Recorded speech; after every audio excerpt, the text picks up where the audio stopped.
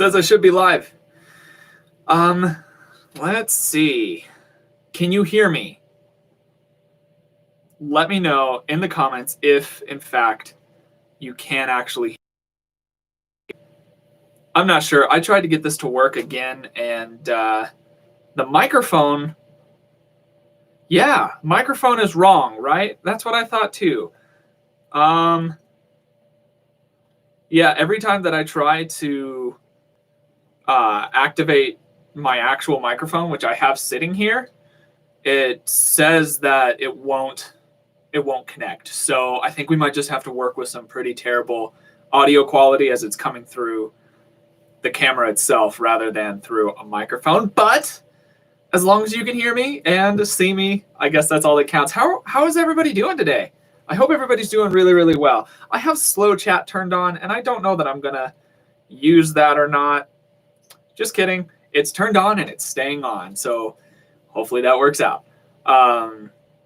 Yeah, like the last live stream, if you've missed it, I tried to do another one today to hopefully allow more people to be able to see it. Last time I did it, it was earlier in the day, and a lot of people missed because, like, it's working, you work, so I get that. Let's see here. So today I'm going to talk about, not only are you able to ask me any questions that you like, as the title implies, which, by the way, AMA means ask me anything. I could have just put ask me anything, and I did change it to that, so there's that as well. Let's see here. So here in a second, I'll start answering your questions. And then during the downtimes, if there are any, which sometimes there's really not too many downtimes, during the downtimes, I'm going to talk more about some of the books that I've read, specifically some of the ones that I've gone through multiple times, and kind of review them and suggest things to you, so on and so forth. But for all of those of you who are saying that you appreciate me making stuff and creating content, I really do appreciate it. Thank you for watching the stuff. I'm in the process of moving house right now, so it's going to be a little wonky schedule-wise for me. That's why I'm doing a live stream today instead of an upload. Normally, I would do an upload, but time only allowed me to really do a live stream. But I still wanted to be able to get it to you. And for those of you who are new and joining in here, and you're noticing that the audio is weird, you're right. YouTube would not allow me to hook up my actual microphone. So it should sound nice and clear and pretty, but instead it's coming through the camera itself, which is less awesome and less pretty. So my apologies for that. It should sound terrible, and I'm sure it does sound terrible. And I restarted my computer, did everything I could. So it's just going to sound like I'm talking to you like from another room with a terrible microphone. Let's see here. I'm going to go ahead and just dive directly into comments. If you don't get your comment answered and you see that I've moved by it, try to post it again. I'll see if I can get around back to it to be able to answer all those questions that you have and just keep things moving for you. Let's see. We're going to start. Oh, man. Well, you know what? Starting now-ish, I'm just going to start with where things are at now. And like I said, if you don't see it, sorry about that.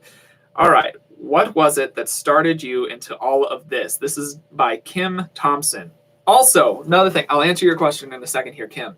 If you're watching this and you have a question that you really do want to get answered, there's always the possibility that I miss it just because there's so many comments. But if you do really want to be able to get it answered, you can use the super chat feature, and that will pop it up, and I answer all of those, especially since you've chosen to support me financially as well via the super chat. I hope that makes sense. Let's just dive in. All right. So Kim, what was it that got started in all of this? For those of you who are in the last one, you know the answer to this, but since there's a lot of new people, I'm going to go ahead and answer it, and I'm sure I'll answer it a few times tonight. I started this 12 or so years ago. Back in high school, there were some life circumstances that led me to want to learn how to tell if somebody was lying to me. And then also just other like media circumstances and my own personal interest that I've always had. I've always been interested in psychology. So that's a big part of body language, is understanding a person's psychology. Went to college for that, and it was good psychology-wise. There's a lot in psychology, but then there was not much in body language, which is what I was really interested in going to. So I had to kind of Frankenstein my education on it together, because there's just really not very many good options for nonverbal training, especially through the classic collegiate system. Right now I'm working on getting my master's degree in more or less just body language. That's just what I'll call it, master's degree in body language. As far as what got me started, some shows helped, life circumstances, and it's just kind of been rolling ever since. I've always had multiple irons in the fire for myself. I've always had multiple hobbies or interests or possible monetary things. I'm always very interested in that side of things. So I used to do music. I used to do videography. I used to do all these things.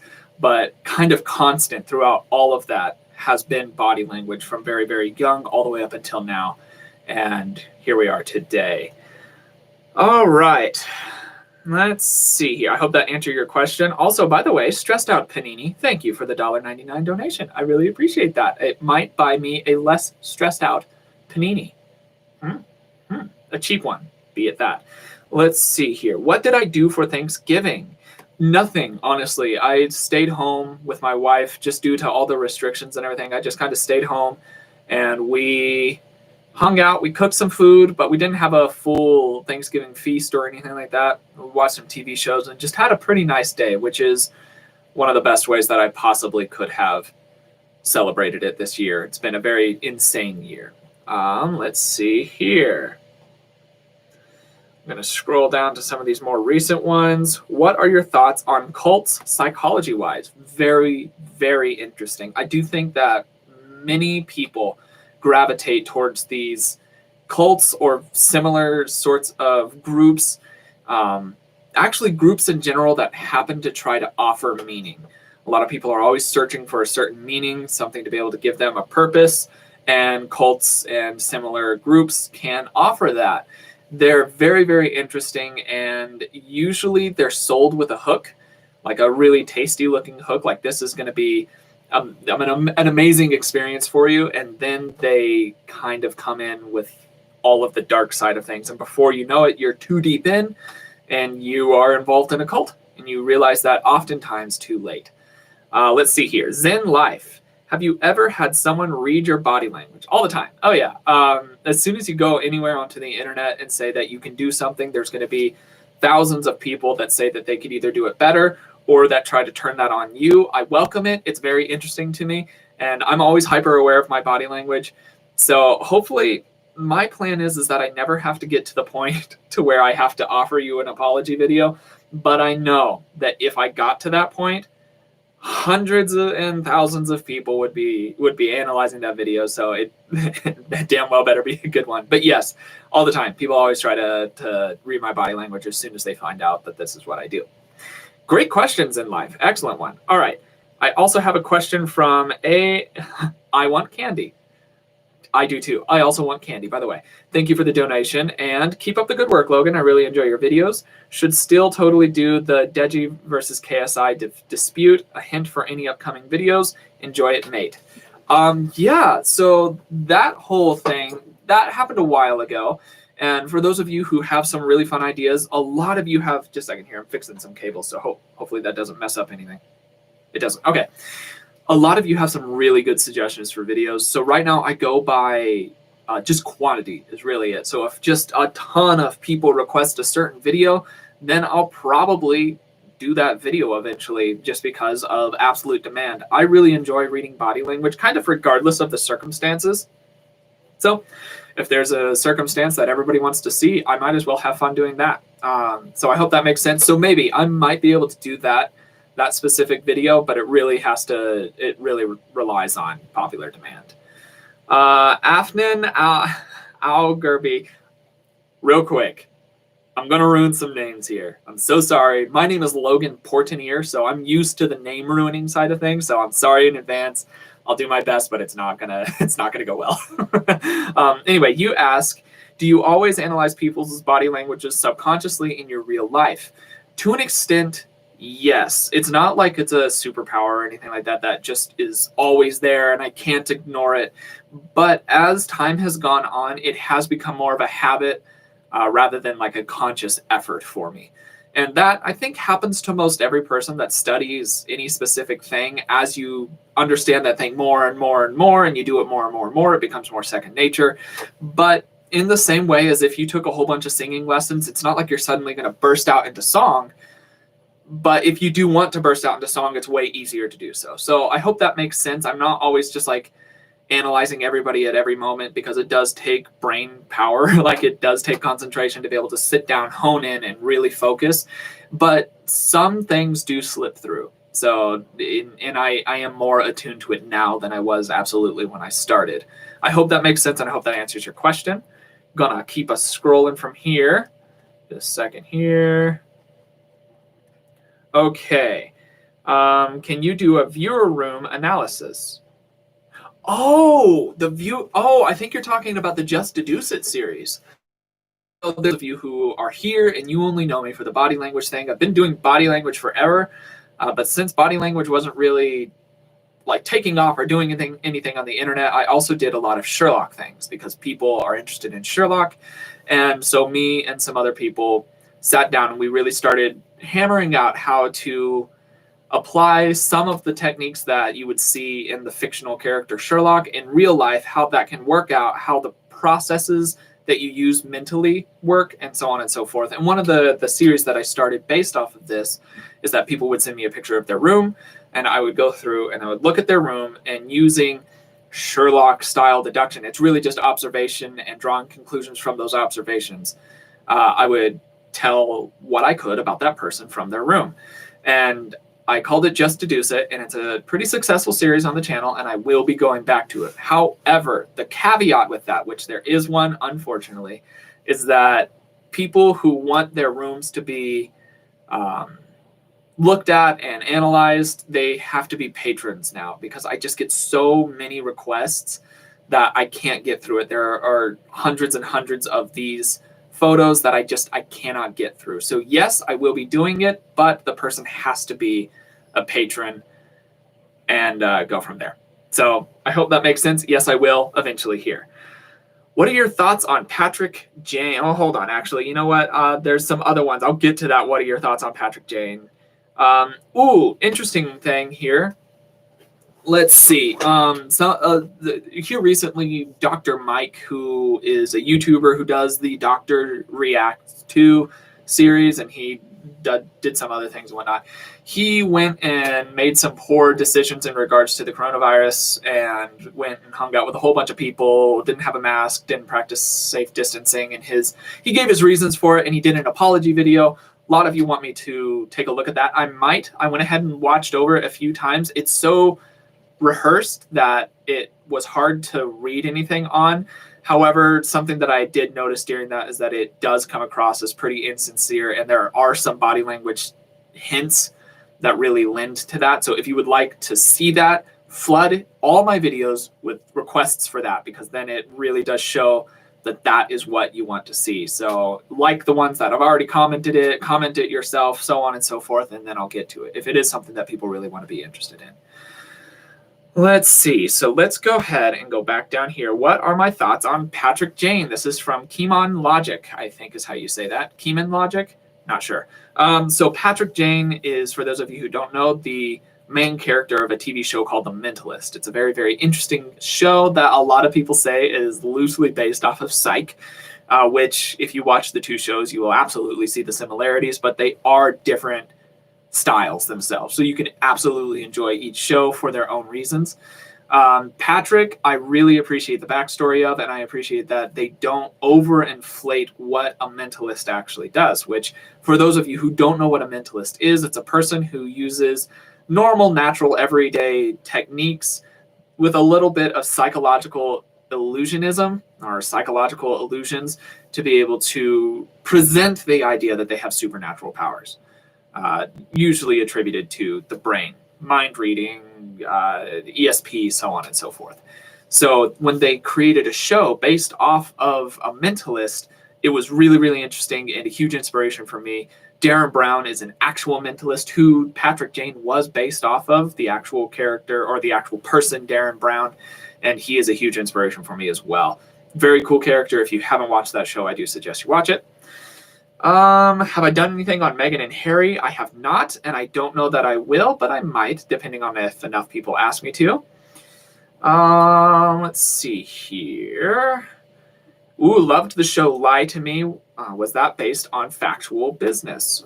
Yes. So the show Lie to Me is centered around Cal Lightman, who is based off of the real life scientist Dr. Paul Ekman. Now, Dr. Paul Ekman is kind of the leading pioneer in the decoding of the human face. So he focuses largely on micro expressions and just expressions, micro gestures some, but his concentration is largely focused on the face, the human face. And so Lie to Me was based off of him, his research, and him himself. So the Ekman group is the real life version of the Lightman group, and it is based off of actual science. However, just due to the fact that very rarely is actual science interesting enough for a movie or a TV show, they did have to take some Hollywood-esque liberties, making some things sound more concrete than it usually is, making other things a little bit brighter and more flamboyant just to be more interesting. And that's also largely in how Dr. Cal Lightman himself handles himself on the show. He's very brash and outgoing and kind of chaotic at times, but that's the character, and you love that character for that. But Paul Ekman himself is much more reserved, laid back, and quiet. So excellent show, though. If you haven't watched it and you're interested in this stuff, go ahead and watch that show. I'm actually probably going to be putting out some videos centered around reacting to that show, since it's the most applicable to this specific situation. Hope that makes sense. All right, how can you spot early on a toxic or manipulative person? Early on, they can be a little bit harder to spot, just because a good manipulator will make you feel good first. If you feel good first, then it kind of creates this psychological debt in your mind to them, and eventually they'll be able to use that to manipulate you. So at first, it's really, really hard to spot. Then, however, as soon as some of those gifts that they, like gifts they've given to you, or acts of kindness that they've done for you start to come back around, and they say, oh, well, remember when I did this, can you do that sort of thing? Then that's one of the early signs.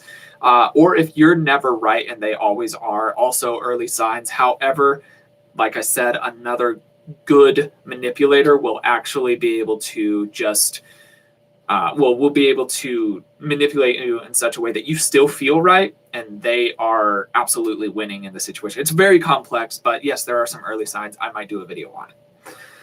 All right, looks like we've got some super chats coming in here, so thank you for those donations. Kyla B donated $5, and I appreciate that very, very much. They say, I feel like body language experts always misread people with social anxiety or other mental health conditions. What are your thoughts on this? That's very, very true.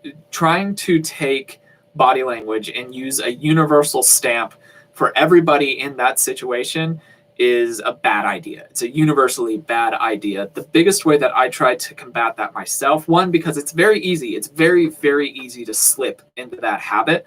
But the way that I try to combat it is that I really focus in on what their baseline does, and then establish, as I find positive and negative spikes from that baseline, which those of you who don't know, a baseline is what a person is like when they're not in a stressful situation. So as every day as a person can get, that is their baseline. Any variance from that would be called a positive and negative spike. So when I start on some, like if I have to do an analysis on somebody who has social anxiety, who has any sort of mental processing that will affect how their body language reacts and displays it, I try to rely heavily on what that baseline is. It takes a lot more time to be able to do so well, because, for instance, tapping of a foot can be a sign of nervousness, but if that's in that person's baseline, say they have ADD or ADHD and they need to move, then that's something that I have to consider and take into account. And then it would rely more so on, instead of them tapping their foot regularly, we'll say they stop tapping their foot. Well, that's odd because they always do. I hope that makes sense, but it does get very, very, very messy at best.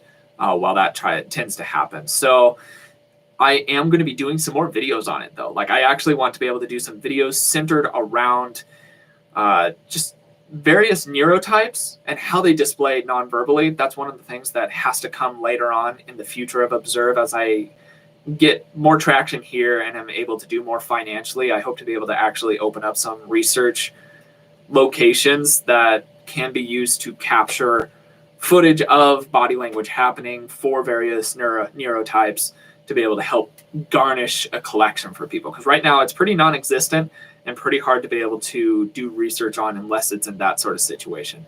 So excellent question, and it will be better addressed in the future with videos and just research material in general. Thank you for that question.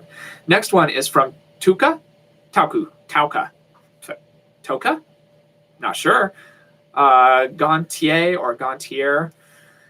Is it possible... Oh, I lost my place. Hold on. Is it possible to be effective at deductionism while experiencing a form of dissociation, a lack of connection to thoughts, emotions, and memories? Excellent question. Now, deductionism, for those of you who don't know, is a fairly new word. It hasn't been like fully coined in a dictionary or anything like that because it's just really new. So you could just say it's something people say or something like that. But it's relying on the mindset and the thought processes that are centered around observing evidence and drawing conclusions from that evidence, be them actual logical deduction, or if it's also using inference and abduction as well. So you can do so. Like if you're a deductionist, somebody who's studying deductionism and interested in that front, it is possible to still maintain that unbiased but attentive mindset that really is required in it. However, it can be also difficult in that you lose track of yourself during that as well. And that is just harder to work with. Being a good deductionist requires you to be very hyper aware of yourself to be able to better understand others. So in those sorts of situations, my suggestion, if this is a specific question to you, is to make sure that you take care of yourself first before you start being able to apply your thought processes to others. I hope that makes sense. Let's see here. Another question here from Belle from Oz. Right, Belle from Oz, where she always was. Thank you for the $5 donation. I appreciate that. And would you do a video on Daniel Morcomb's killer, Peter Cohen, and his police interview? It's a high-profile case in Australia. Love your videos, by the way. Maybe. I haven't actually heard of that specific case quite yet, probably because it is from Australia, and also because I haven't heard a lot of these cases that a lot of people are interested in. So I could possibly do it, but once again, that's going to rely on the prevalence of that request. So I still run off of the more people ask it, I'll probably do it system of doing videos. So if a lot of people ask for it, I almost certainly will do it. Did you notice that my light back here just died? These are battery operated lights and they die constantly. It's very frustrating. All right, moving on. The next one here. Just a moment. LDC, thank you for your donation. I appreciate it. And does a steady heartbeat during an interrogation indicate guilt or innocence, do you think? No, a heartbeat I don't really go off of so much because a person who is either one, not concerned with the lie that they're telling, or two, able to consciously control how fast their heart beats, more or less, or even using just a gimmick, can more or less fool the heartbeat side of things. So relying solely on a heartbeat is not a good idea, but relying solely on any one single facet of either a nonverbal reading or a polygraph reading is also not a good idea. So if you were just going off of heartbeat, say you wanted to like hook up a heart rate sensor to a friend and do a fake polygraph kind of test, it would kind of work, but not really, because all that that's really doing is showing that that person's heartbeat is either fast or slow. And you would have to compile more than that. I hope that makes sense. All right, so I think I caught up with all of the super chats here. So I'm going to just continue on from where this one was and go from here. Patricia, I'm not sure how to pronounce your name, says, when you analyze When you analyze baseline, do you try to define type of character or only typical gesture? Type of character goes partially into it, but really when I sit down and I focus on a baseline, I try to take in everything that just their body is doing. And I'm not trying to think, okay, well, they're an outgoing person or they're an introverted person, they're this, they're that. I really just try to focus on during a time that they're relaxed, this is what their body is doing. Just period. And it's knowing on if they're relaxed or not is an important thing. So for instance, an extroverted person would be very relaxed in a social situation a lot of the times.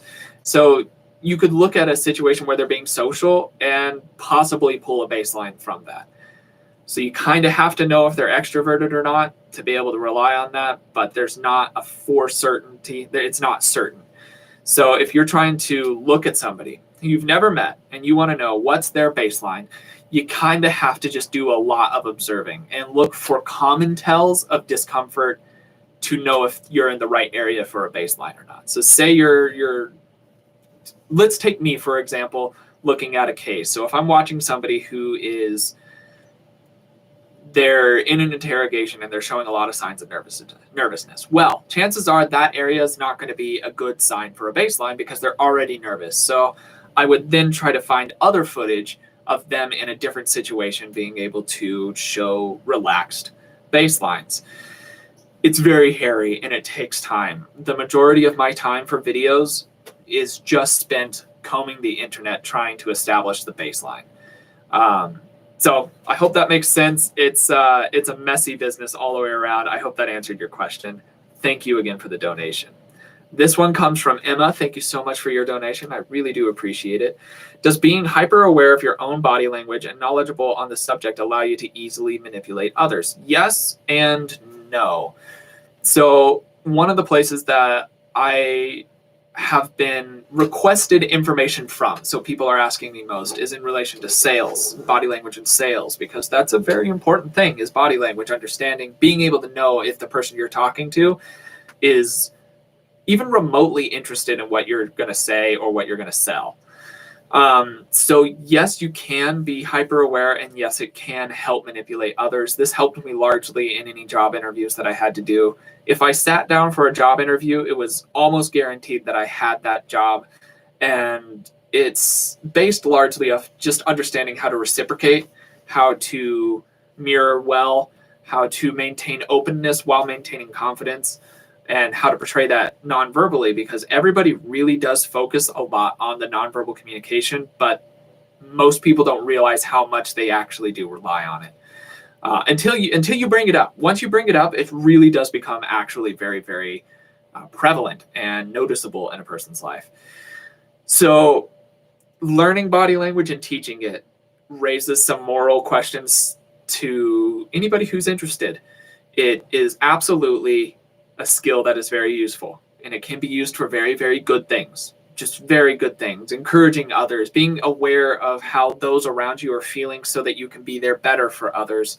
And that's kind of what my message is for it, is to be able to use your knowledge here to benefit others. However, on the flip side of that, your understanding of behavior and nonverbal communication will be able to allow you to more easily lie and to more easily manipulate. I don't encourage those things. I hope I've made my stance clear on that. All right, so all caught up again on the super chats. Let's go ahead and take some other questions. Celebrities who change partners regularly and love bomb early into relationships. Seen this with Brooklyn, Becca. I think this is in response to another thing. Probably. Let's see here. You should watch Detective Conan. He's a high school detective turned into a kid by the black organization. Anyone else watch? I've heard of Detective Conan. I've never watched it. I might be able to. There's a lot of those sorts of shows that I haven't watched. Another one that I get asked all the time to watch is Death Note. And I started that, but I haven't been able to continue it. So I'm always interested though. Whose body language is the hardest to read? Psychopaths' body language and sociopaths' body language is oftentimes very difficult to read because while it's still possible, they are good at masking it oftentimes. So a lot of people think that maybe an actor's body language or an actress's body language would be difficult to read because they're acting. but the mindset of an act and the mindset of a lie are still different, and the pressures of it are different as well. If a person is acting, chances are everybody around them wants them to succeed, so that encourages them to do better. If a person is perhaps telling a lie, if they're standing on trial or doing something bad in that arena, nobody wants them to really succeed at it, so that is them against the world, more or less, and that makes it a lot harder to carry out a farce. So that's where if you see somebody who is just a terrible liar but a good actor, that would be that dichotomy for you. Let us see here. But yes, psychology and psychopathy and sociopathy can make lie detection pretty difficult. Okay, would you ever be interested in analyzing O.J. Simpson's trial and or the Jeffrey Epstein case? Carol Baskin would also be awesome. Okay, on that front, O.J. Simpson, already done. It's in the Faces playlist. You can go and watch that and see what my thoughts were back then on it and how he portrayed himself during at least part of an interview. And then Jeffrey Epstein, I haven't done it yet. I'm not sure if I will. I'm not sure if it's relevant enough for the internet to be interested in. And since I do kind of have to use this as my job, I have to stay semi-relevant.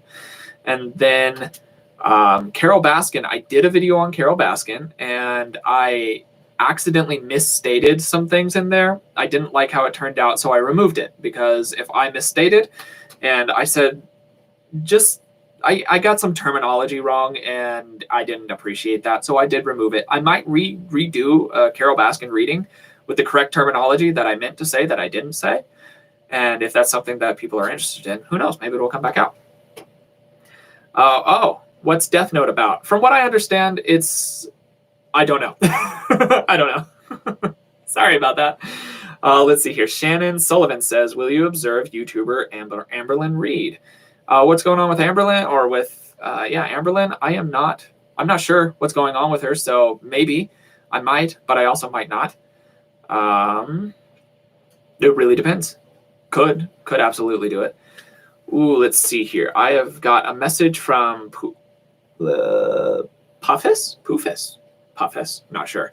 I'm currently studying social science at uni. Do you have any tips and or thoughts in regards to how body language analysis can be used in social work? Yeah, so body language, reading body language, let's just say reading body language because it's easier to work with.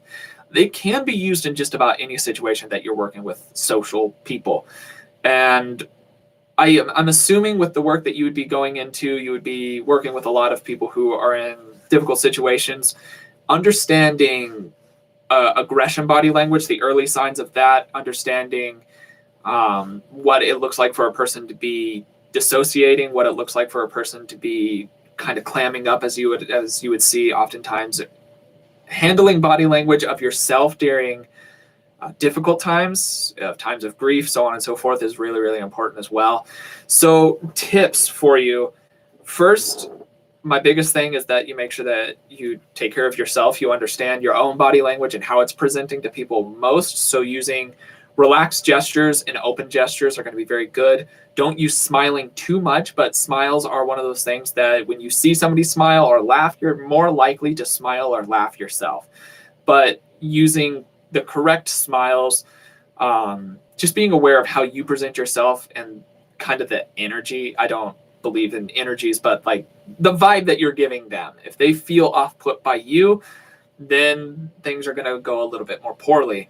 And then as far as the other ones, it's going to function the same more or less for anybody. If you want to be able to detect early aggression, early grief, dissociation, so on and so forth, then those are all kind of the same features. But my biggest suggestion right off the bat is to just be aware of what you are communicating with your body language in any given instance, because that will help you way more.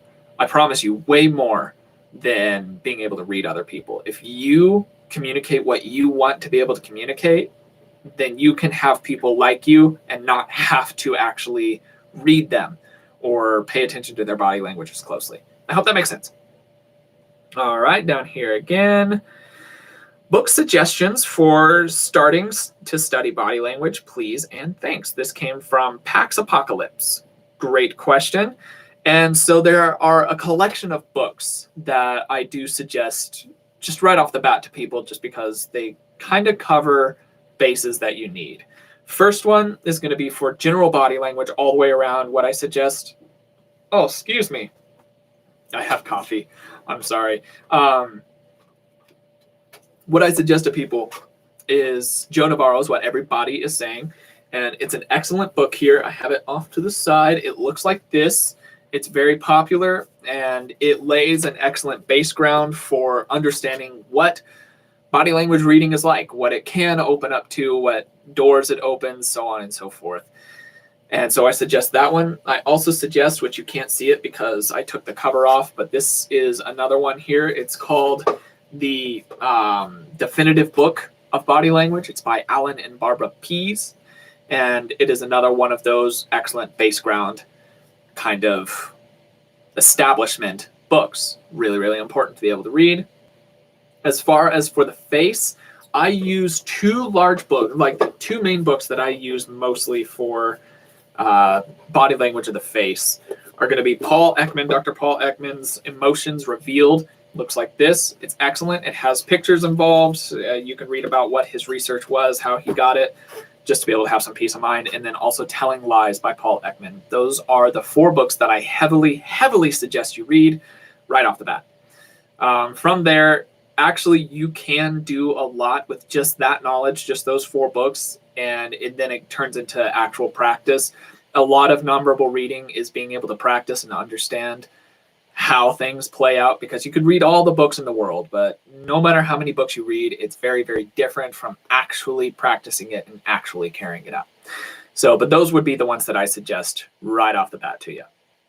All right, a couple super chats coming in, so thank you. We've got one from Adrian. I'm just gonna do your first name, Adrian. And do you demolish opponents in poker or similar card/board games? Any tips aside from knowing my tales? Nobody plays with me. Nobody wants to play with me, so I don't get to play. It really, yes, I do okay in them, and I would like to be able to play more, but literally due to the fact that I don't get to play often, I just don't have a lot of data to go off of on that. As soon as somebody knows that I study body language, I am out of any sort of like fun circles. So if I do it, it's going to have to be undercover, and then I'll have to learn better how to play just poker in general. Because even if you know people's tells and whatnot, there's still more to poker than just knowing people's tells.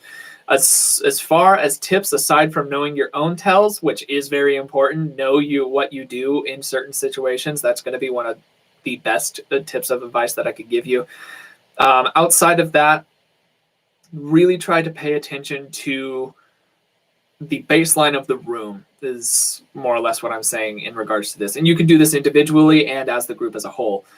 So on whoever you're focusing on, try to establish, and you have to pay attention a couple rounds at least, try to establish when they may or may not be bluffing, and then just notice. So it might take a hit or two, but after you can establish where that's at, it's going to be way easier to find their tells. And I'm just speaking non-verbally, just so you know. This is just non-verbally. If you want to get into actual like poker theory and so on and so forth, not the guy for that. That's a good one. And then also, if you're able to kind of survey the entire room at the same time, that will allow you to catch on any unusual activity throughout the rest of the faces as well, or bodies. A lot of people will be able to lie with their face or their eyes because that's where you're taught to lie from. That's where you really focus on lying. It's harder for people to lie with their entire body. Look at the feet. If you could see their feet, look at their feet. Gravity-defying gestures, which is literally what it sounds like. If somebody's sitting still and their feet start bouncing or moving or doing things like that, that's a gravity-defying gesture. And that can indicate like they feel pretty positive about something. That would be my best suggestion. Otherwise, you just got to practice. All right. Then I've got one from Miss Fish. Thank you for the donation. I appreciate it greatly. My question is, do you cover, can you cover Dr. Mike's apology video? I already asked this in the chat, but now I'm giving you money, so you notice me. Well, thank you so much. Great question. I really might. I've been getting more questions about that apology video So I might do a little deal on it, so we can talk about what it looks like for a person who's used to being in this seat, because he's kind of in this seat often with his React series, and then looking at his apology. Long story short, though, it didn't ring very sincere to me, but there's some reasons for that, and I might get into that in the actual video itself. Maybe look for a poll. How about that? Look for a poll. I might put out a poll this week, and let me know there. Let's see here. All right. Okay, so I'm back down to the bottom here. I have got from Bruised Leg, interesting name. If you were to be questioned by the authorities, how would you mentally prepare? How would you lie? It depends on what I was being questioned for. If it was something that I didn't do, then there's not too much stress. And if it's something that I did do that was clearly and blatantly wrong, and it hurt people, then I still wouldn't need to lie. I'm not too proud of myself to not accept the repercussions of my bad decisions. I haven't made any, so I don't have to be in that position often, but I just don't really suggest lying to the authorities at all. I hope that makes sense. So I'm sorry that I didn't really answer your question, but that's my answer. Anyway, here's one that I used to get all the time. This is actually interesting because I haven't gotten as much recently. How can I be like Sherlock Holmes or Patrick Jane with having a sharp mind? That is a great question. And it's definitely a slippery and difficult slope to be able to work with, because in order to actually get to a point that you feel like you're in that kind of realm with Sherlock and Patrick, it has to become somewhat of an obsession in your life, which I usually don't suggest people to obsess over things. Also, tearing down some of the barriers of misconceptions as to what is and isn't possible humanly is really important. If you're wanting to become more like Sherlock, I'm assuming you're meaning by the observing of details and drawing accurate conclusions from those. That's done largely off of experience and practice. There's videos like mine, or there's channels like mine, The Art of Deductions as well, that are great. You can also watch another channel from a deductionist named Ben Cardall. He's a UK-based deductionist, and he does some stuff on it, as well as he wrote a book called Monographs. You could do that. As far as Patrick Jane's side of things, he actually uses a lot more mentalism techniques, which is a lot of showmanship. So some of the stuff that he does is based off of science. Some of it is based off of actual social engineering or manipulation. And then other ones are just gimmicks.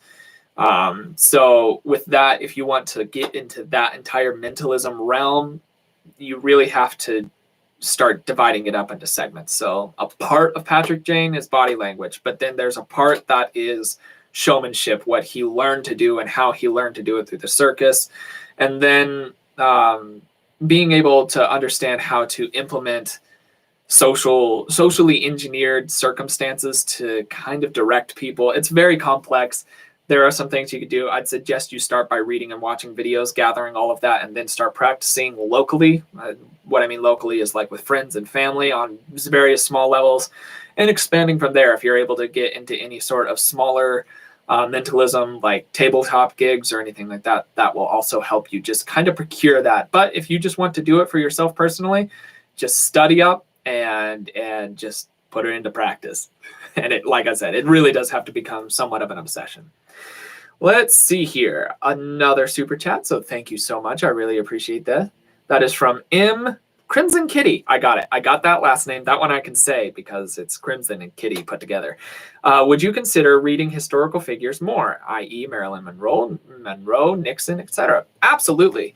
So body language in history is very, very interesting. And here's the really interesting part about it is that it isn't until recently.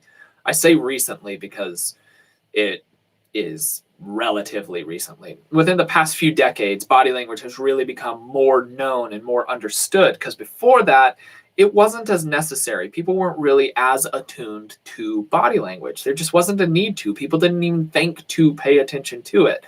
So when you read historical figures, much of the time they can be a little bit worse at lying because they weren't aware of this sphere of it. So I'll refer specifically to Nixon. His body language and his physical demeanor was vastly different and not very great. His voice was very powerful over radio, but his body language was lacking. And when it got down to the big question, when he says, "I am not a crook," he does just a pile of horrible, horrible body language, very obvious tells that are used in teaching situations very, very often.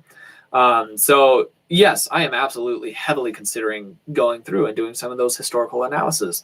And I might even do that more often if there's not like a current trending topic or anything like that. I might fall back on those sort of things. So excellent question and great thing to bring up. Thank you. Let us see here. Down here, I'm just going to scroll to the bottom. Would you say, this is from Christy, would you say that, or someone who is intuitive can pick up on body language well, naturally? Yes, and intuition is interesting, and I am working on figuring out how best to study intuition, what it means. So I currently, just because I haven't had enough research done and data collected to be able to have an alternate idea, but I stick largely to the concept of intuition that Malcolm Gladwell presented in his book Blink, which I do suggest you read if you're interested in intuition. It's this concept of thin slicing where your brain gathers just loads of sensory information every second, and we're aware of a very, very slim portion of that. So in this concept presented by Malcolm and others called thin slicing, it's the idea, the way that they carried it out is that they had a group of people watch a snippet, a very short snippet of a conversation between two people, between a couple, and then they had to, off of that short snippet, make a projection. Is this couple going to stay together X amount of years down the road, or are they going to break up? And they found that the accuracy did not change regardless of the length of the clip. And so some other tests were run, but more or less what their idea of intuition is that your brain has gathered in the sensory information that's around you, and you get a gut feeling as to why you feel the way you feel or what you should be doing. So that's where a lot of people will be like, well, my gut said this, so I trusted that and it went well. So a lot of people trust their gut, but they don't know why. It's just their gut. This could be an explanation why. I like that idea. I'm looking into it because I don't buy into anything without actually having some proof for it. So that would be my deal. So yes, tentatively, if you're more in touch with what your brain can gather in and use, then there is the possibility that you can be better at body language. However, there is also plenty of cases where a person can be very intuitive but not have any idea about body language. So it's not hand in hand, but it can be on some levels. Hope that makes sense. All right. Down here. What is my zodiac sign? This is from Bruised Leg again. Sun sign and Mercury sign. I think I'm an Aquarius. I was born in January. January 23rd is when I was born. So I think that's an Aquarius. I don't know my sun sign or my Mercury sign. I don't hold too closely to any of the signs, honestly. So let's see here. Emily Flood said, have you ever had a situation where you did a read and found out later how accurate you were? How did it go? Yeah, so that happens on multiple different levels. On bigger realm side of things, what you're referring to is deception detection, and that's usually what most people are interested in, is how to tell if somebody's lying. So I have a mixed bag as to be expected with complete accuracy, because the best nonverbal analysts in the world will all agree that body language reading at very best can be about 70% accurate. Now that can be fudged a little bit either way. You can be more accurate and you can be less accurate, but that's like the average accuracy of nonverbal communication. So I have had some where I just missed the mark. Did the best I could and I missed the mark and I got it wrong. But with certain cases, I've been able to, and I try not to talk about any cases because of the legalities centered around that. Certain cases I've been able to, but on a more personal level, and one that most people would be able to do, I like playing the two truths and a lie game if possible. It's very difficult because body language relies on uncomfortable feelings from a person. And in a two truths and a lie side of thing, they're usually not very stressed. But in those sorts of situations, being able to point out why a person's telling a lie and how to detect that in that sort of situation just makes it really, really, really fun. It's actually really fun and a great learning and conversation opportunity. Also, in poker, if I win, then obviously I did well and not just lucky. But yeah, so great question, though. That's a really good question. Let's see here. This one just caught my eye because it was in all caps. Just so you know, you don't have to do all caps. Just post your question a few times throughout and I'll probably get to it. But I saw this one. So, has there been any observations that have affected you personally and made you step back or want to dig deeper into? And I'm assuming you're from Chicago. Well, I'm glad you're from Chicago. I hope it's delightful there. It's actually really nice weather here, so I hope it is there too. And as far as that goes, yeah, actually, a few times, usually in body language reading, what I've found has been the most useful is in approaching friendships and relationships and how to handle certain circumstances in that. So being able to see if a person is uncomfortable with something is very important. Understanding what that portrays on a person's face. And then along with that, yeah, actually, even here recently with the video that I did on the McCann parents, wasn't really popular that I said that I don't think that they were guilty, and I don't think a lot of people were very happy about that. But from what I saw and what their body language displayed, that's just what I had to go with, not because that's what I hoped was the case, because in my mind it made more sense that they would be guilty, but their body language didn't tell me, and it didn't show it in any ways that I felt incriminated them adequately. So that's why I had to do what I did. But it does day to day change what I do and how I interact. Yes. Let us see here. Back down to the bottom.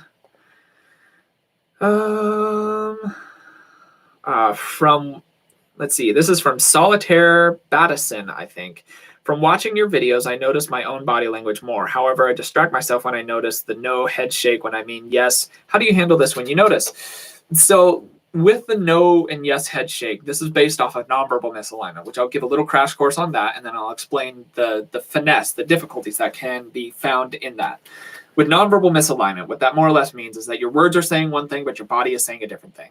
And one of the ways that's just easiest to draw this line is in the yes and no head shake side of things. However, usually what you can do, and what I've been able to do for myself personally, is if I find myself shaking my head no, and I know that I'm meaning a positive, I know that my body and my brain is somewhere, or I know that my brain, not my body, I know that my brain is somewhere computing something that's a negative.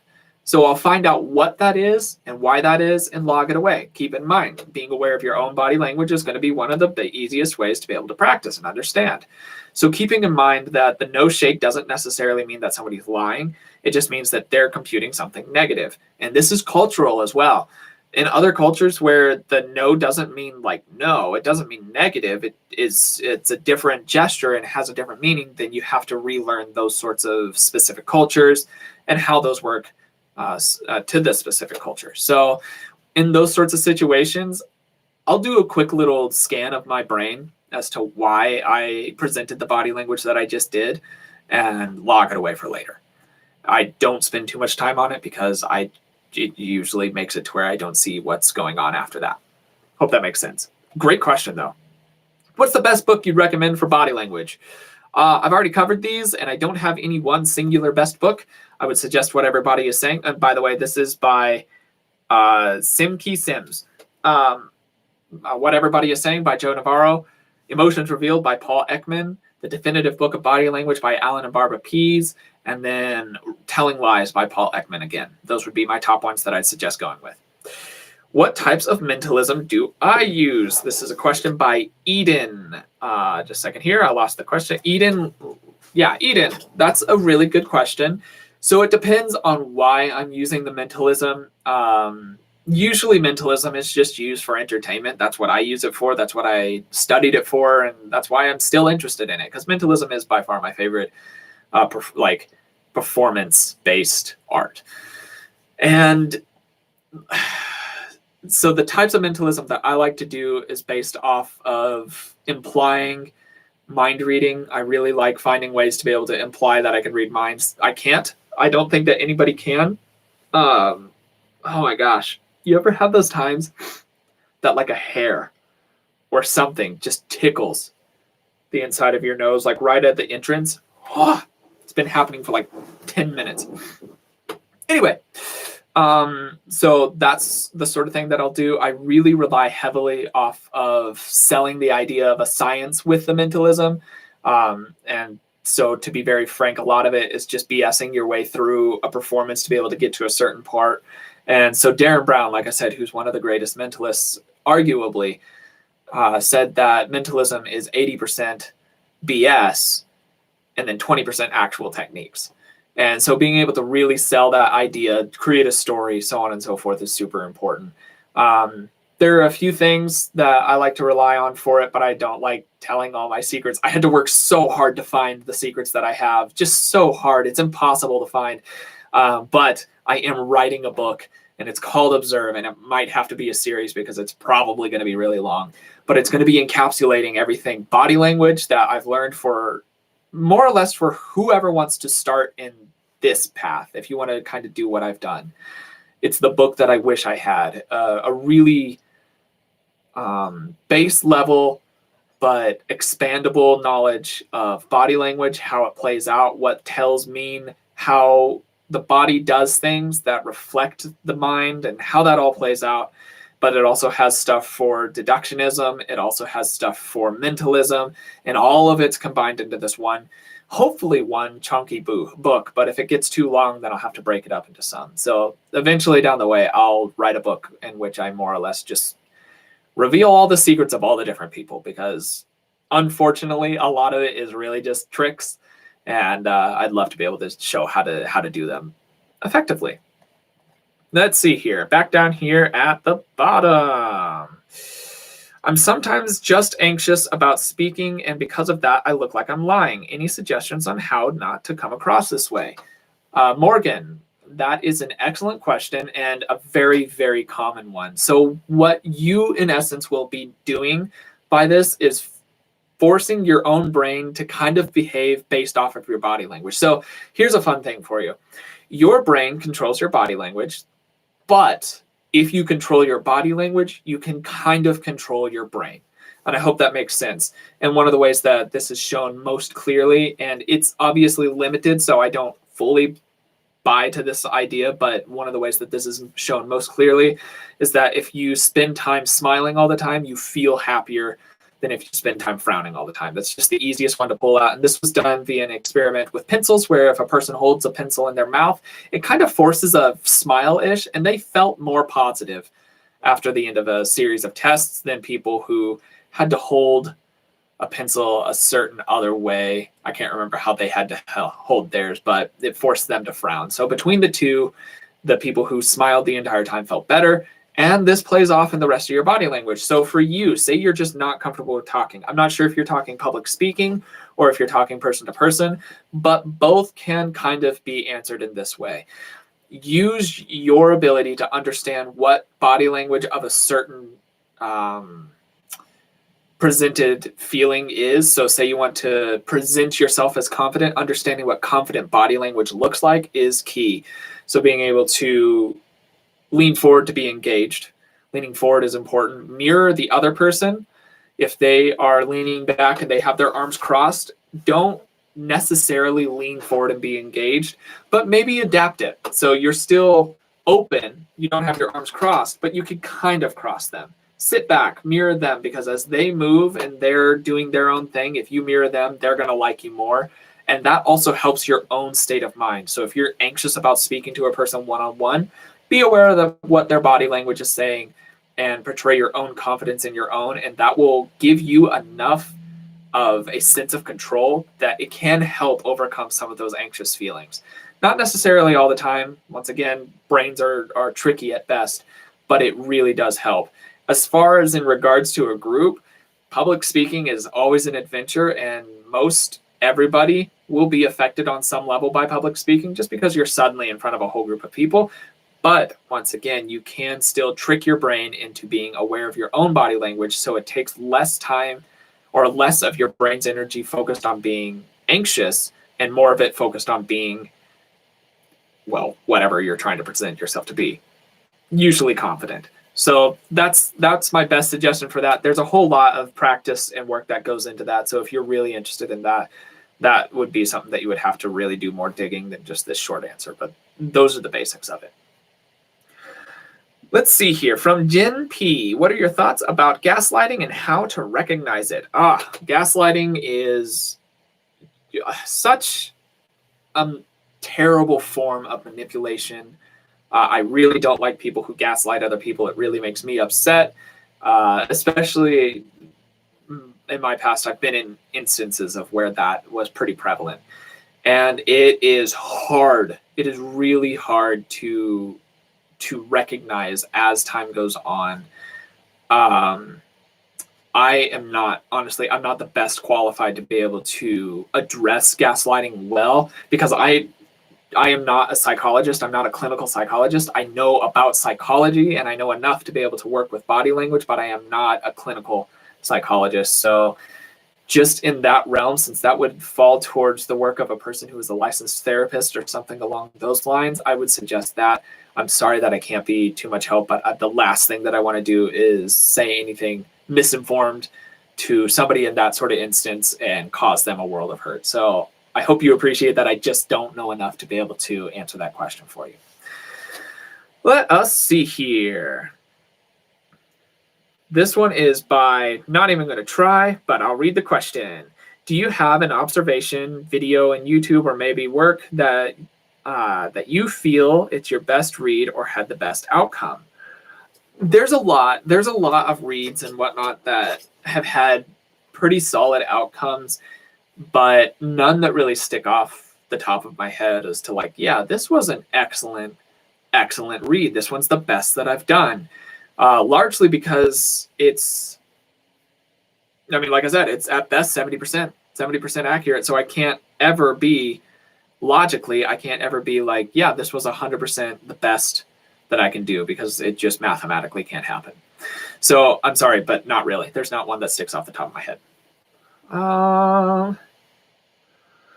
Let's see here. This one is from Benedict Rosensverd. You ask, are people afraid to date you when they know you can read them so easily? I don't usually intro myself with saying that I read body language, because it's intimidating to hear. It's never really fun to find out that a person that you're talking to specializes in just more or less physical behavior patterns and finding them. So I don't really intro with that. Right now, I'm not in the dating scene at all. I'm married and I'm happily married. So I haven't been in dating for a while. However, since I did date my wife, I'll talk about that because I feel like that's the most applicable. It was intimidating and at times annoying for her. And it's something that I had to work on in personal growth for myself, is just not using it to read the other person negatively. I want anybody that I'm close to, be it my wife or my friends or my family, I want them to have their own secrets. I don't have an interest in finding out their secrets, and they have a right to their secrets and a right to their privacy. So that's something that I learned over time, and I owe a lot to my wife for being very patient during that time, because at the time that we met, I was a lot more just active with this in everyday life, which was spurred partially off of a lack of trust of people, but then also a lack of maturity on my own part and a lack of respect. And so that was something that I just had to really learn. But yeah, it's intimidating to date anybody who studies body language, just because of, well, the nuances of it, as I'm sure you can kind of feel. Let us see here. Good question, by the way. Alishba Grace says, any tips for anyone wanting to become a body language analyst? It's a nightmare. You're going to have a hard time because there's not really too many colleges that promote it, or even have a course for it. The one that I'm working through for my master's is the Emotional Intelligence Academy. It's based out of the UK. It's centered around the Ekman Group, who was founded by Paul Ekman, the author of this book and the pioneer of the microexpressions and decoding the human face. So that's going to be your easiest way, is just to go through the Ekman Group, because they're kind of the number one right now for that realm, and rightfully so. He has dedicated more time to this study than I have been alive. And so he knows his stuff, Paul Ekman does, and he selects his team very, very consciously. So that would be your best bet, is going through them. And unfortunately, a lot of the job of a nonverbal analyst isn't as interesting as it kind of seems on like YouTube. A lot of it is going to be more so just like, yep, I get to coach some people on how to present well public speaking, how to read a person better in an interview, how to be a better interviewee, how to be better sales. Sometimes there's stuff involved with crime, but due to the nature of nonverbal analysts and body language itself, since it's not always a guaranteed fact, a lot of the times the police will only come to an analyst if the other avenues have been exhausted. I hope that makes sense. So it's not as glamorous and as cool as it is. Also, there's kind of a need for it here on YouTube, which I lucked out on, is that there's just not a wide selection of people who actually have taken some training on it and aren't just trying to spread opinions. So if that's something and you're more interested in that, then you could do that as well. But it's pretty hard to get into the whole nonverbal analyst field, largely because of how niche it is. All right. Have another super chat here. Thank you so much, Thai Spice 13. I think is how I would say that. That's how I would say it. Michael Jackson talking about his surgeries, the parentage of his kids, the allegations, a lot going on with him, and would love to see your take. I've actually been asked a lot to do Michael Jackson, and one of the biggest reasons that I haven't strayed into that realm too much is because of the sensitivity of his allegations. I don't want to talk about the allegations that he has set towards him, because it's very, very triggering to some people. And I also don't know that YouTube would allow me to, because as soon as I start going into backstories on those sorts of things, they tend to demonetize or completely block my channel. Or companies that I'm trying to use the footage from will claim it. It's a very strange thing when it comes to any crimes involving children. That's really one of the biggest things, is crimes involving children. So I very well might get to Michael Jackson. In fact, you'll probably see that on a poll here in the future. So if you see that on a poll, make sure you put in your vote, because if enough people do want to see it, then I will go about the tricky business of uploading a video centered around it. But excellent question. Have another super chat here from Shoop a Loop. That's a fun name. Let's see here. How does autism affect reading body language? It is a different ballgame, to be sure. I've been asked this actually a lot because it's a very important question. And I am going to be doing a video, and possibly a video series, depending on how in-depth I go on this, centered around autism and body language reading and how it portrays differently. And I want to be able to pull in some psychologists, some therapists, and some actual people who have to try to work with that, just to be able to do as informed a video as I possibly can, and as useful and informational a video as I can for you. So that is an excellent question. I am not equipped to answer it in this question and answer, unfortunately, but I will 100% be answering that question in a full video or even a series. So I hope that at least excites you, and I'm really sorry that I couldn't just full out answer the question. My apologies on that. Thank you again for the donation, though. Let's see here. AlleyCat1236. Thank you for your donation. I really do appreciate it. Ooh, I work in retail and sell money transfers. How can I tell if someone is lying or suspicious for money laundering? Also, I love your channel, and law should use analysts over lie detectors. You're more accurate. I appreciate that. Good. I'll talk about that latter half here first. a solid analyst is more accurate than a lie detector, a polygraph, just because they're human and they can pick up on some nuances that a polygraph can't. However, there are also cases where a polygraph is more accurate than a nonverbal analyst. I hope and I try constantly to be as unbiased and astute as I can during readings. And so that does lend me to be more accurate. I try not to just throw opinion out because it's not usually useful unless I give a disclaimer like this is just an opinion sort of thing.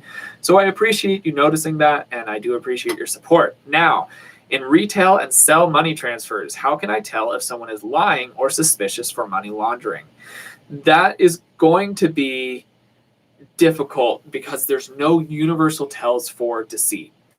Some body language analysts will sell this idea that if a person does this, then they're obviously being deceitful. For instance, one of those tells that's arguably the most popular and that early on I also bought into because that's what the science seemed to present at the time is the Pinocchio effect, where there's a certain group of blood vessels and nerve endings in your nose that as you lie, they inflame and it makes your nose itch and then you rub your nose.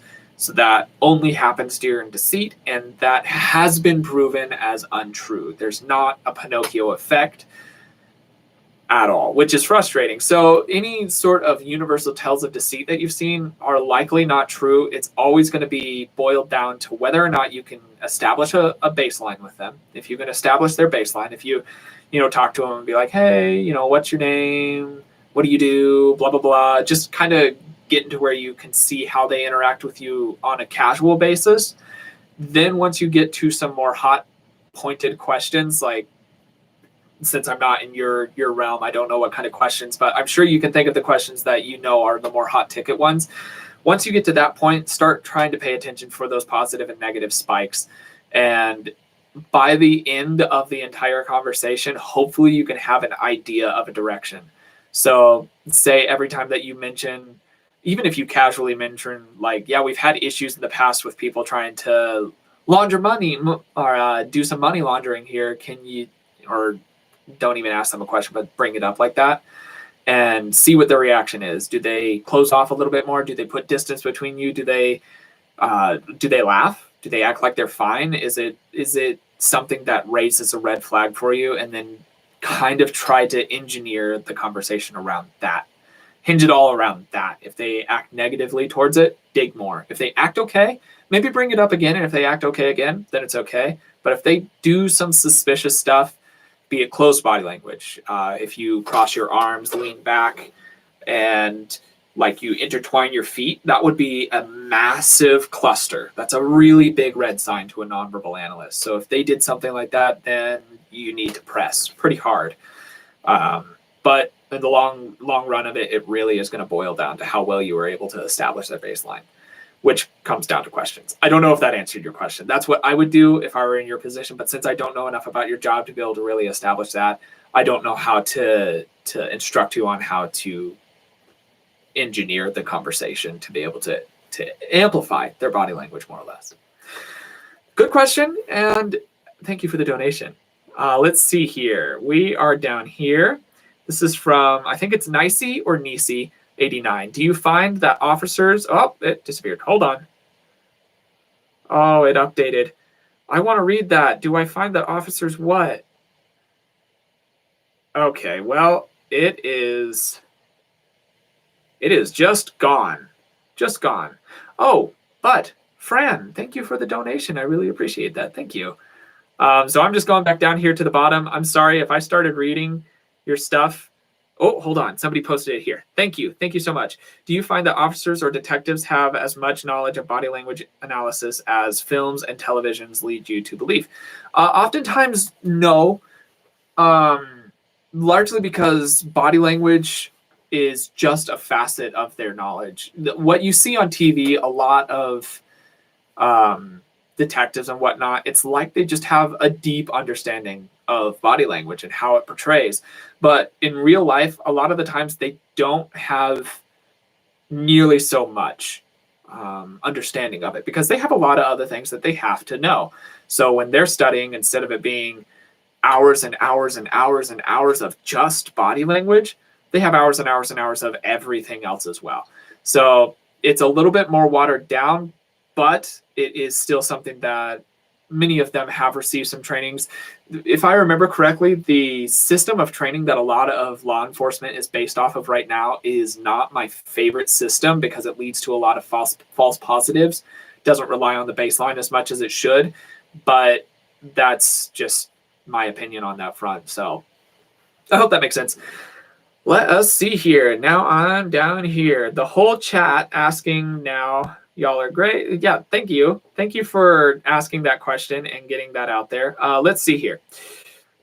This one is from Ragentine? Ragentine, is that it? Is it Ragentine? I don't know.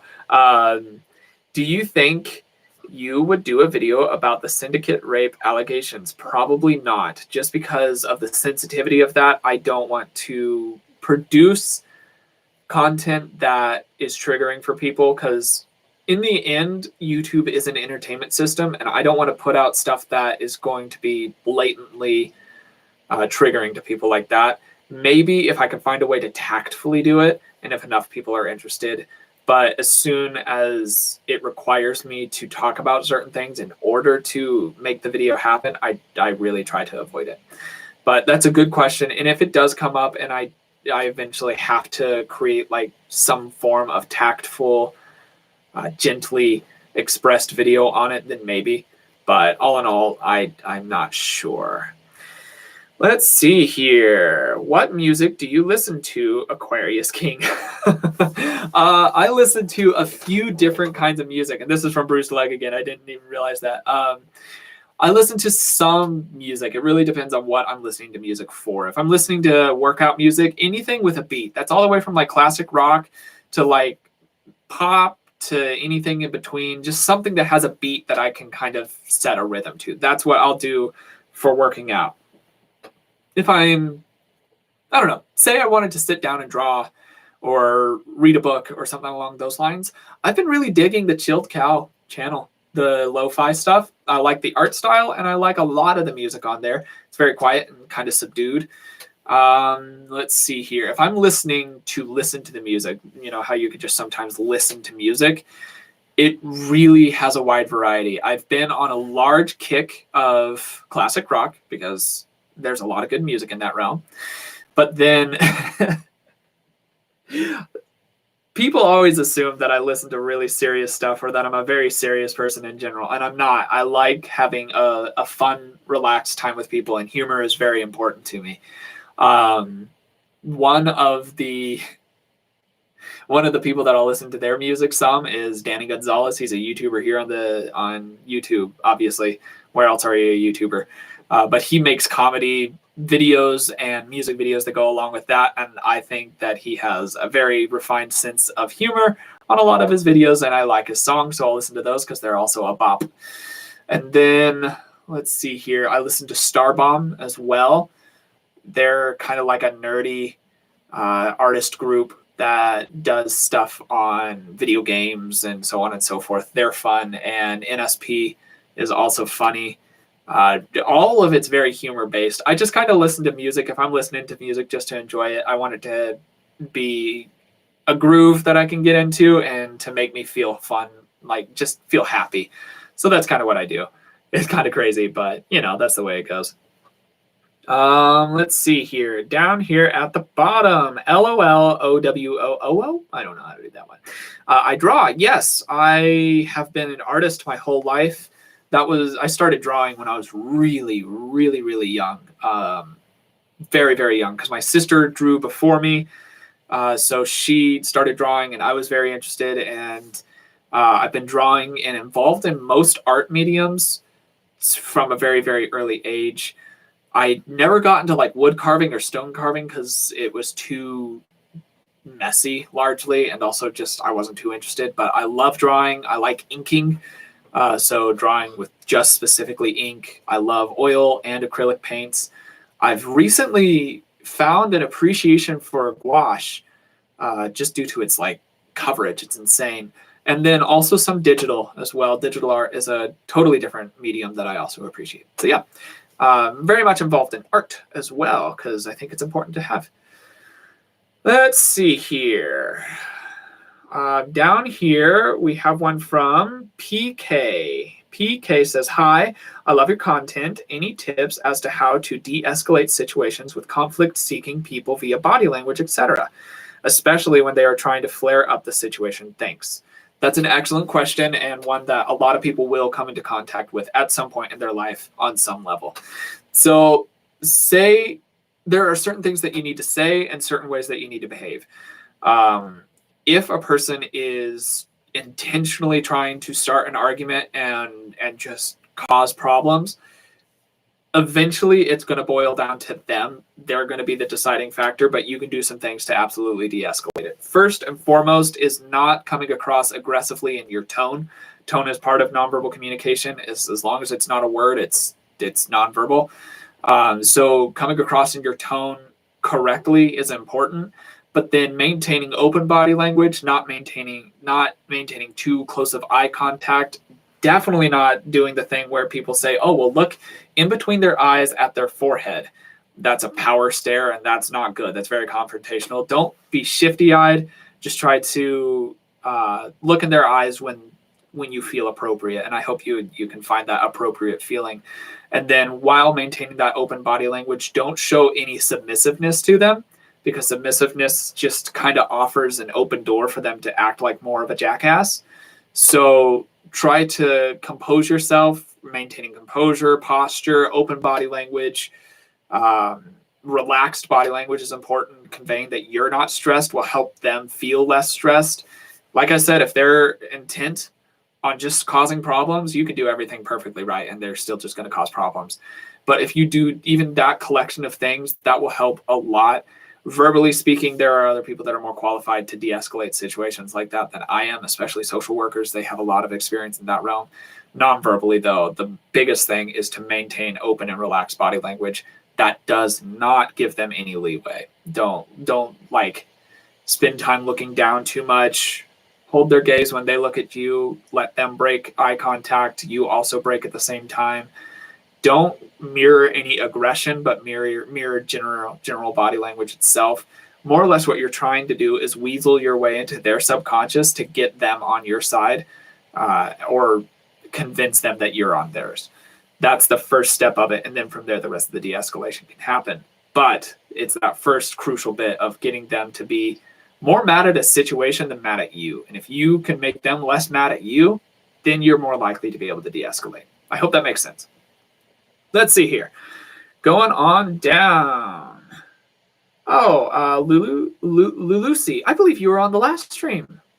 I recognize your name. Can you please show us some of your art?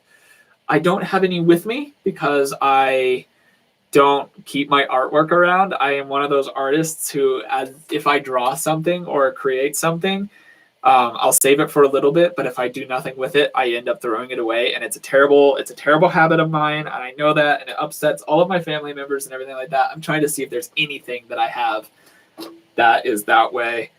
Let's see here. Yeah, I have no idea. I have no idea how to share any of my artwork. I might have a picture of some on my phone that I can then hold up to the camera.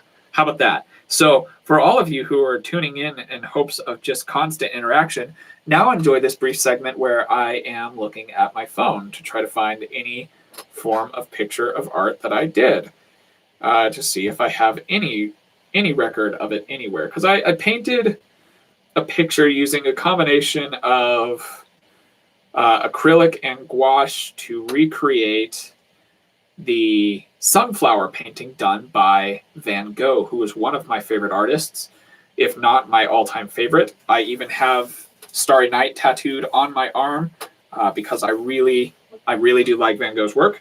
He was a very expressive and misunderstood painter at the time, and I think that people are seeing that more clearly now.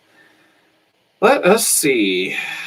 Hold on. Still trying.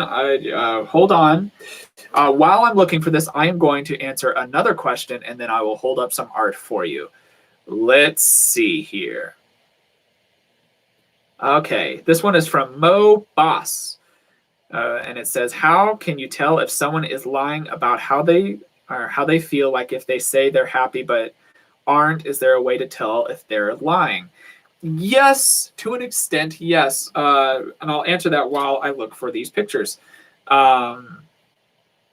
You can lie fairly convincingly for a fairly short amount of time. People who have spent their entire lives lying are inevitably going to be able to hold on to that better for longer.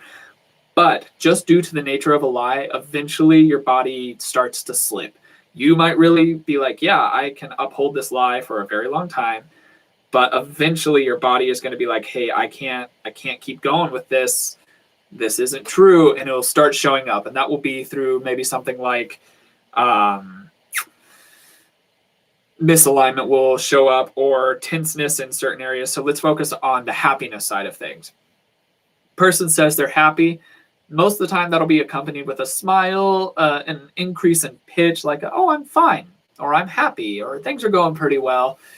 But the places that you need to focus on are going to be the eyes. It's hard to hold mirth in the eyes for a long time. And eventually you'll see some sadness around there. That's one of the biggest tells for me. Also, another place is the eyebrows. That will be a large tell for it. There's a certain poise in the eyebrows that accompany happiness, and it doesn't show up there in sadness. So if you see some tells of sadness around in that area as well.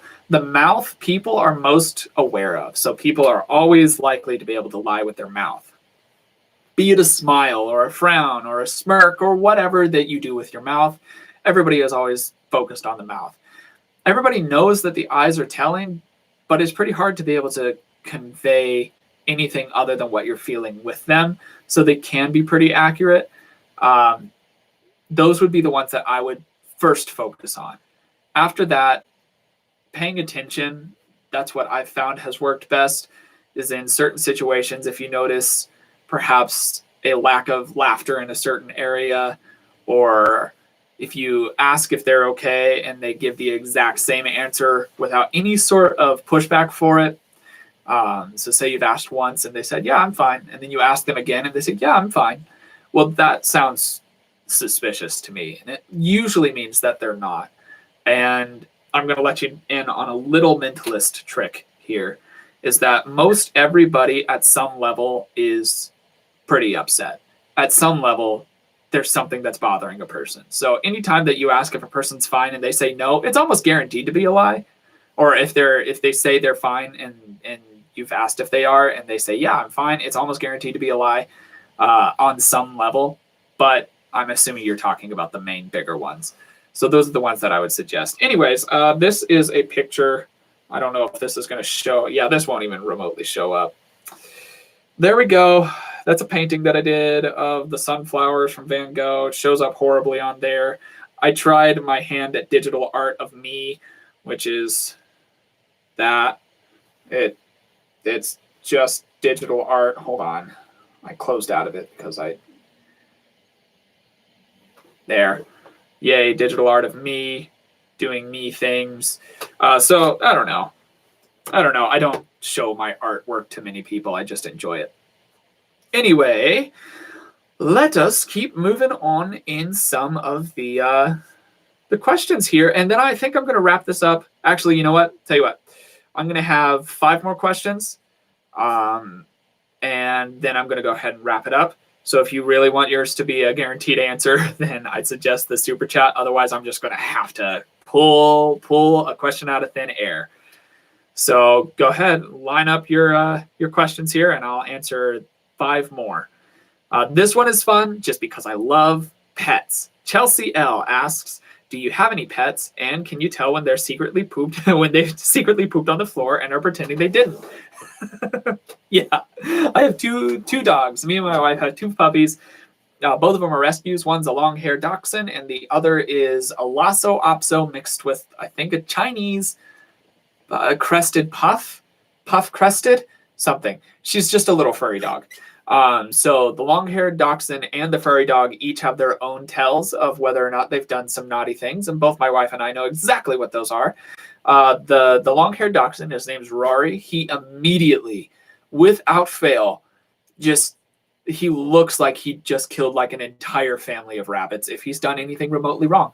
And it's usually he's peed on something. Since he was a rescue, he has some territory issues that he just feels like he needs to pee on things. And that happens when he's nervous or when like things are happening and he just isn't sure. So he does definitely. Peach, she does this weird thing to where she wiggles her tail really intensely and then she like walks sideways at you while grinning and snorting. It sounds very weird. It's extremely adorable. And she does this excessively when she's done something wrong.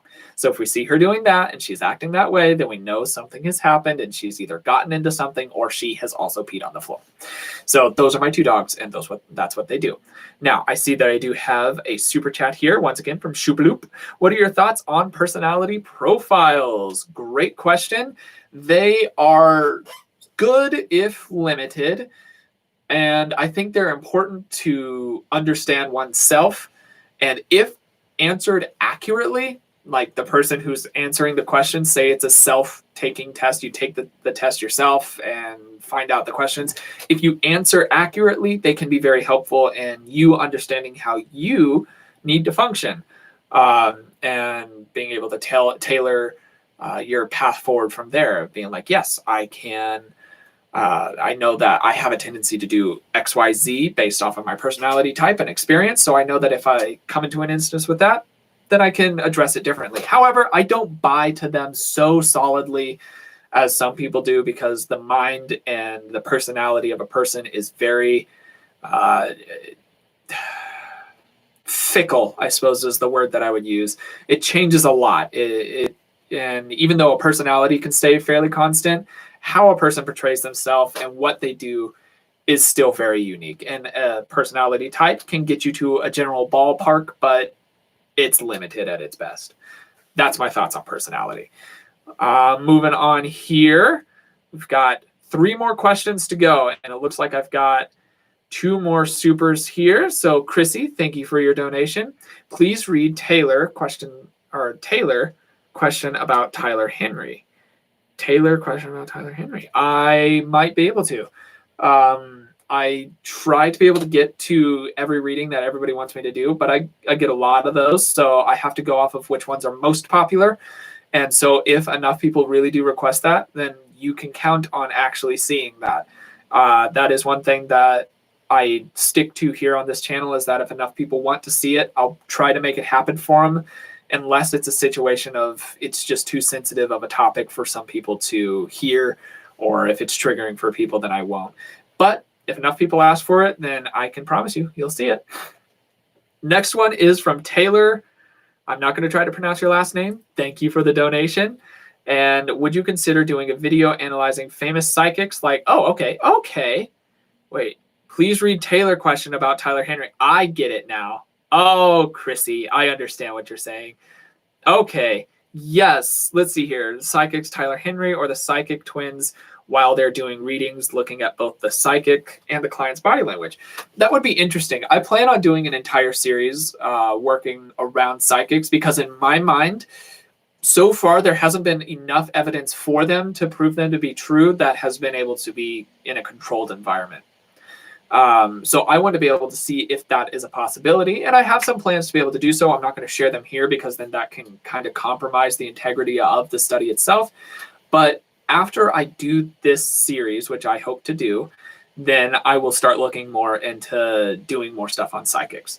So first is the study, which I will be posting my findings on, and then the readings would happen after that. So quite possibly, I might actually get around to doing some of those reads, and really depending on how well the deal does, the study, then I might even be able to do more reads than I thought. But great question, and thank you for your donation. Okay. Shoopaloop and Alexandra K. I'll do one more, and then all questions after these 2 different ones. I said I would do 5, and I'm doing 6, but I'm going to stop after this. So don't donate anything and don't ask any questions, because I promise you I'm actually stopping. But after these, does trauma affect body language reading? Absolutely. Your body keeps score, and how you react to things will show up. For instance, some people that have grown up in like say they grew up on a farm and they're used to losing things close to them, like losing friends or pets that are close to them because of the system of a farm. The way that they react to certain trauma, like say the death of a loved one, might be changed because of how their life was. I hope that makes sense. So yes, it does, and it's going to boil down to being able to establish the unique baseline to that person and going off of the spikes from there.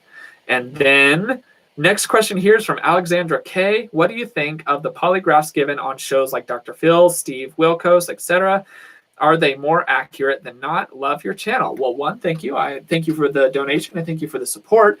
And two, polygraphs function only off of the ability to tell if a person is worried or having anxiety about a question. It reads off of the body's tells about that to be able to give the graph that you see. So tentatively, with somebody being on live TV and in front of a crowd and knowing that it's being aired to millions of people around the world, it would up that, like the stakes, so to speak. And that's a technique that can be and should be used, is to up the stakes. If you want to get more accurate, is to make somebody feel the pressure. So a lot of polygraph readers will do this, is that they will up the stakes. They'll really harp on the accuracy of things, so on and so forth. So with that, possibly it would make sense that it would, just like a nonverbal read could be more accurate on live TV because there's so much pressure on the person who's lying. So possibly. And then it also really depends on how accurate the analyst is that's reading them and how accurate the polygraph itself is, because I mean, it's still technology and it can't be fallible. Those are the last ones. I'm so sorry if you have other questions. I'm going to be doing more live streams. I'm also going to do more regular live streams on the Patreon, because that's something that I feel is able to be done for you, and it's not going to try to pile on just tons more work onto my schedule, because right now I just have a very busy schedule trying to keep up with everything. So I'm going to be doing a lot more live streams there. I'll be doing some here, especially on days that I need to miss uploads. So if your question wasn't answered in this, stick around and it will likely be answered at another point as well. Thank you. Honestly, thank you for showing up for this. I know that it's a wonky time. I know that 6 p.m. Mountain Standard Time might not be the best, and I'll try to schedule these all around at different times so everybody can at least have a chance. It will stay up. This one will stay up on the channel. So if you only saw part of it, you can go back through, see it all, and still leave your questions or suggestions for body language reads in the comments of all the videos. And if you want to be able to do some just deducits or anything like that, you have to be a patron and make sure you email me and we'll figure it all out and we'll just keep going from there. But thank you again, guys, so much for all of this. I really do appreciate it. Thank you for all the donations that you did. And I hope that the rest of this day, whatever day you're on, if it's midnight, I hope that tomorrow goes well. But whatever day you're on, I hope your day goes beautifully. And I hope that this helped add a little bit of entertainment and happiness to your life. It sure did for mine. So thank you so much, guys. I'm going to go ahead and just call it a night for tonight and go and pack more, because that's the joy of moving. But thanks for joining. That's all that I've got for the day. My name is Logan, and you have been oh so awesome, as you always are. And I will see you in the next video. Cheers, guys.